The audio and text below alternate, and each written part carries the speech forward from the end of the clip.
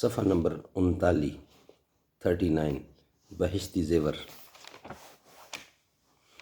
اعوذ باللہ السمیع العلیم من الشیطان الرجیم، بسم اللہ الرحمن الرحیم۔ فالصالحات قانتات حافظات للغیب بما حفظ اللہ۔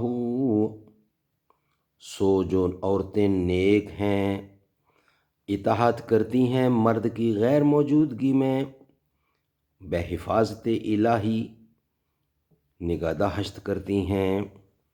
اسی ارشاد خداوندی کے مفہوم کی وضاحت اور اس پر عمل کرنے کا طریقہ جاننے کے لیے بہشتی زیور حصہ اول مسلمان لڑکیوں اور عورتوں سے متعلق زندگی کے تمام مسائل، تمام اہم اور ضروری مسائل کا بیان اور ہدایات۔ مؤلفہ حکیم الامت حضرت مولانا محمد اشرف علی صاحب تھانوی رحمۃ اللہ۔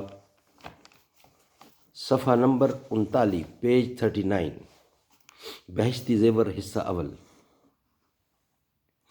وضو کا بیان۔ وضو کرنے والے کو چاہیے کہ وضو کرتے وقت قبلہ کی طرف منہ کر کے کسی اونچی جگہ بیٹھے کہ چھینٹیں اڑ کر اوپر نہ پڑیں۔ وضو کرنے سے پہلے دل میں ارادہ کرے کہ وضو نماز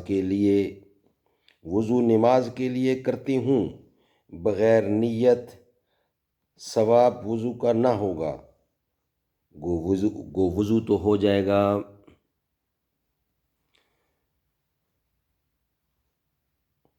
وضو شروع کرتے وقت بسم اللہ کہے اور سب سے پہلے 3 دفعہ گٹوں تک ہاتھ دھوے، پھر 3 دفعہ کلی کرے اور مسواک کرے۔ اگر مسواک نہ ہو تو کسی موٹے کپڑے یا صرف انگلی سے اپنے دانت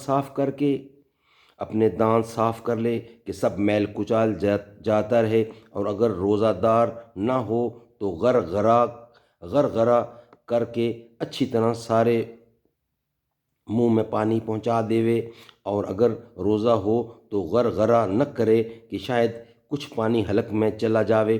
پھر 3 بار ناک میں پانی ڈالے اور بائیں ہاتھ سے ناک صاف کرے، لیکن جس کا روزہ ہو وہ جتنی دور تک نرم گوشت ہے اس سے اوپر پانی نہ لے جاوے۔ پھر 3 دفعہ منہ دھوئے، سر کے بالوں سے لے کر ٹھوڑی کے نیچے تک، اور اس کان کی لو سے اس کان کی لو تک سب جگہ پانی بہہ جائے، دونوں ابروؤں کے نیچے بھی پانی پہنچ جائے، کہیں سوکھا نہ رہے۔ پھر 3 بار داہنا ہاتھ کوہنی سمیت دھوئے، پھر بایاں ہاتھ کونی سمیت 3 دفعہ دھوئے، اور ایک ہاتھ کی انگلیوں کو دوسرے ہاتھ کی انگلیوں میں ڈال کر خلال کرے، اور انگوٹھی، چھلا، چوڑی جو کچھ ہاتھ میں پہنے ہوئے ہو ہلا لے اچھی طرح کہ کہیں سوکھا نہ رہ جائے۔ پھر 1 مرتبہ سارے سر کا مسح کرے، پھر کان کا مسح کرے، اندر کی طرف کا کلمہ کی انگلی سے اور کان کے اوپر کی طرف کا انگوٹھیوں سے مسح کرے، پھر انگلیوں کی پشت کی طرف سے گردن کا مسح کرے، لیکن گلے کا مسح نہ کرے کہ یہ برا اور منع ہے۔ کان کے مسح کے لیے نیا پانی لینے کی ضرورت نہیں۔ سر کے مسح سے جو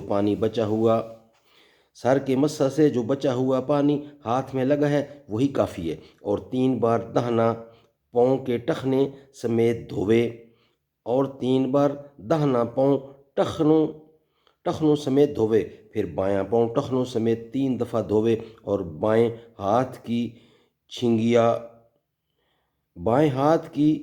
چھنگیا سے پیر کی انگلیوں کا خلال کرے، پیر کی داہنی چھنگلیا سے شروع کرے اور بائیں چھنگلیا پر ختم کرے۔ یہ وضو کرنے کا طریقہ ہے، لیکن اس میں بعض چیزیں ایسی ہیں کہ اگر اس میں سے ایک بھی چھوٹ جائے یا کچھ کمی رہ جائے تو وضو نہیں ہوتا، جیسے پہلے سے وضو تھی اب بھی بے وضو رہے گی، ایسی چیزوں کو فرض کہتے ہیں، اور بعض باتیں ایسی ہیں کہ ان کے چھوٹ جانے سے وضو تو ہو جاتا ہے لیکن ان کے کرنے سے ثواب ملتا ہے، اور شریعت میں ان کے کرنے کی تاکید بھی آئی ہے۔ اگر کوئی اکثر چھوڑ دیا کرے تو گناہ ہوتا ہے، ایسی چیزوں کو سنت کہتے ہیں، اور بعضی چیزیں ایسی ہیں کہ کرنے سے ثواب ہوتا ہے اور نہ کرنے سے کچھ گناہ نہیں ہوتا، اور شروع میں ان کے کرنے کی تاکید بھی نہیں۔ ایسی باتوں کو مستحب کہتے ہیں۔ مسئلہ نمبر 1، وضو میں فرض فقط 4 چیزیں ہیں: ایک مرتبہ سارا منہ دھونا، ایک دفعہ کونیوں سمیت دونوں ہاتھ دھونا، ایک بار چوتھائی سر کا مسح کرنا، اور ایک مرتبہ ٹخنوں سمیت دونوں پاؤں دھونا۔ بس فرائض اتنا ہی ہے۔ اس میں سے اگر ایک چیز بھی چھوٹ جائے گی یا کوئی جگہ بال برابر بھی سوکھی رہ جائے گی تو وضو نہیں ہوگا۔ وضو کرنے سے پہلے دل میں ارادہ کرے کہ وضو